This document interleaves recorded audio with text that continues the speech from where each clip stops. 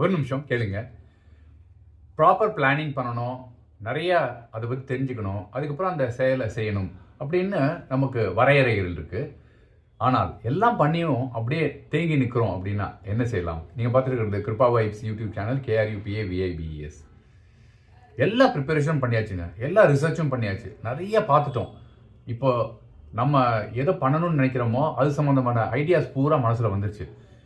நிறைய பேருக்கு வர்ற பிரச்சனை என்னன்னா, இத்தனையும் தெரிஞ்சதுக்கப்புறம் ஐயோ இவ்வளோ விஷயங்கள் நம்ம செய்யணுமே, நம்மளால் முடியுமா அப்படிங்கிற அந்த பயம், வெதர் ஐ கேன் அப்படிங்கிற அந்த கேள்விக்குறி. அதனால் என்ன செய்வோம்னா, அப்படியே தள்ளி போட்டு இது சாத்தியம் இல்லை அப்படிங்கிற முடிவுக்கு மனசு வந்து செய்யறதே விட்டுடுவோம். அதுக்கு பதிலாக என்ன செய்யலாம்? நீங்கள் ரிசர்ச்லாம் பண்ணிடுறீங்க, நிறைய அதை பற்றி தெரிஞ்சுக்கிறீங்க, அது ரொம்ப பெரிய விஷயம், என்னால் முடியுமாங்கிற தயக்கம் வருது. அந்த நேரத்தில் சின்னதாக அதுலேருந்து ஒரே ஒரு போர்ஷன் எடுத்து இதை மட்டும் நான் பண்ணி பார்க்குறேன் அப்படின்ட்டு அந்த சின்ன விஷயத்தை நீங்கள் முடிச்சிங்கன்னா, இந்த விஷயத்தை நான் முடிச்சிட்டேனே, ஓகே இதுக்கு அடுத்து நம்ம என்ன கட்டம் போகணும், அந்த செயலை எடுத்து செய்கிறது. இதுவும் முடிஞ்சிருச்சு அப்படின்னோடனே அதிலே இருக்கிறத கடினமான எடுத்து முயற்சி செய்கிறது.